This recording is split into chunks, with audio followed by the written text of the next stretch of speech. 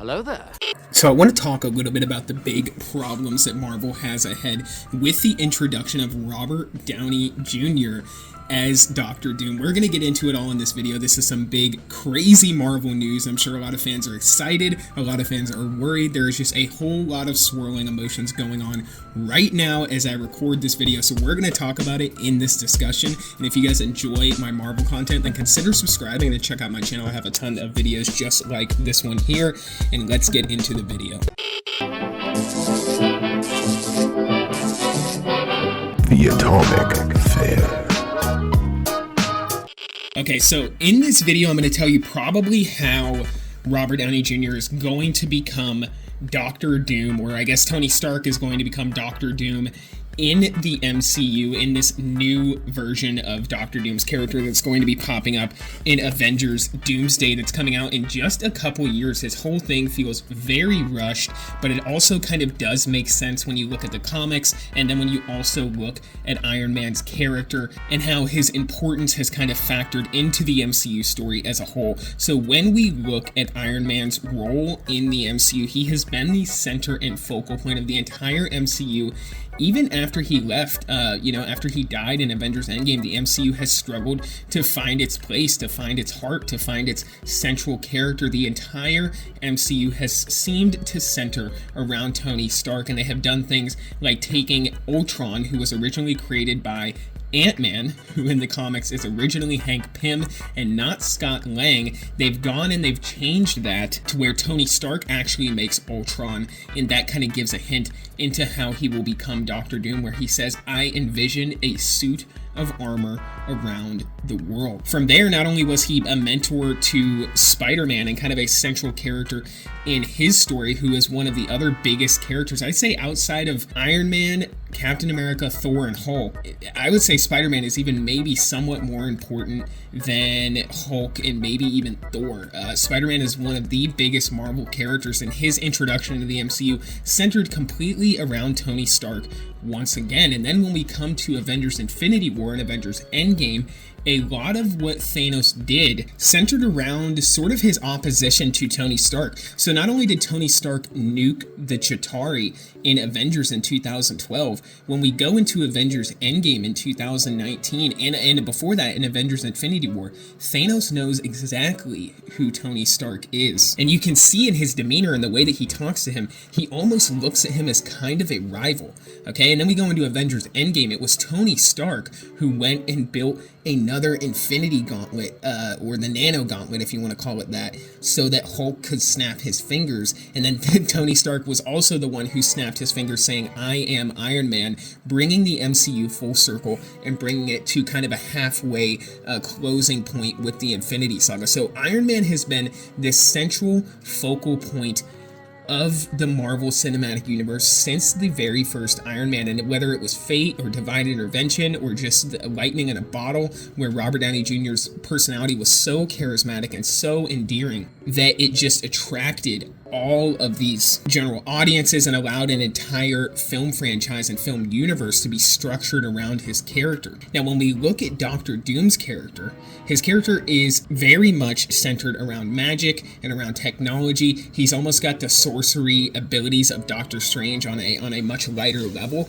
because he doesn't have the Eye of Agamotto, but he does know a lot of different spells and things like that. He is very in tune and educated with magic. He's also a genius, and he is also just as technologically advanced as Iron Man. So just based off of those characteristics alone, you can very much see how he would play into being a Tony Stark-like character. Hell, even Kang, the one who Doctor Doom is now replacing as the villain for Avengers Doomsday, even he had technology that very much resembled Iron Man and some of the things that we have seen with Iron Man. So already the technology, all of these things, in my opinion, resemble Tony Stark very, very much. And then we look at the fact that Doctor Doom is probably the biggest villain in Marvel in terms of importance into the overall story of the Marvel Comics universe. I think that Doctor Doom is probably the biggest villain.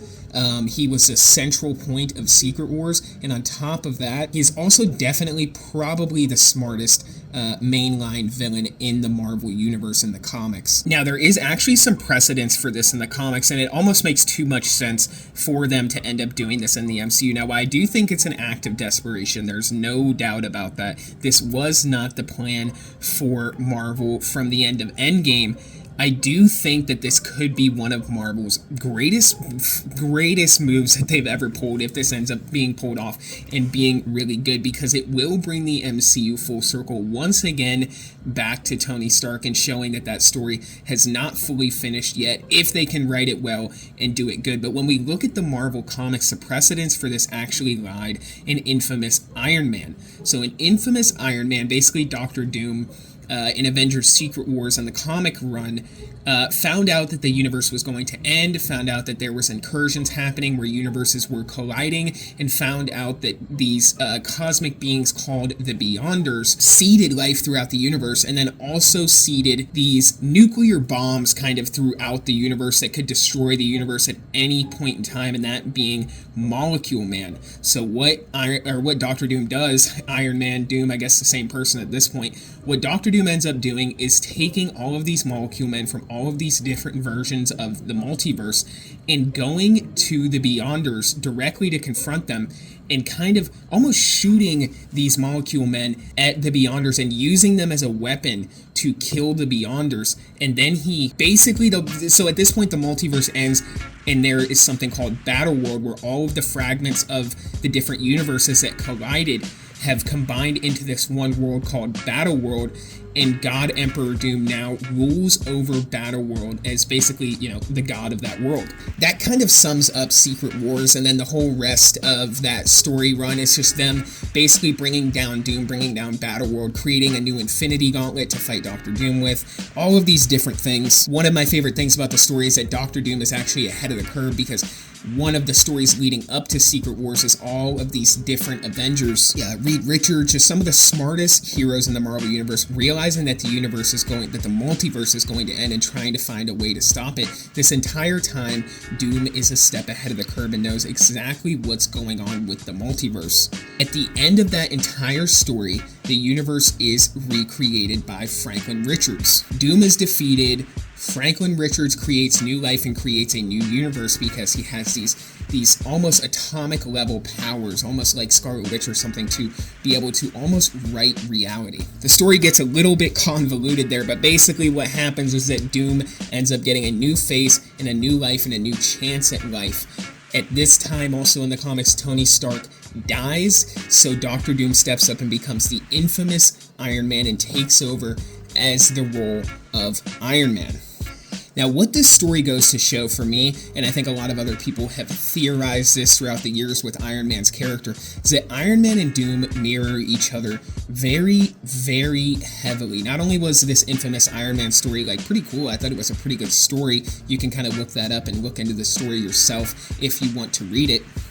But it shows just how similar Doom and Stark are, but on different levels. They are both geniuses. They are both almost megalomaniacs, with one being good and one being bad. And even Tony Stark has always had some morally gray aspects about him. There have always been various evil versions of Iron Man, whether you're talking about Emperor Iron Man, or you're talking about Superior Iron Man, or of course Infamous Iron Man, who is actually Victor Von Doom.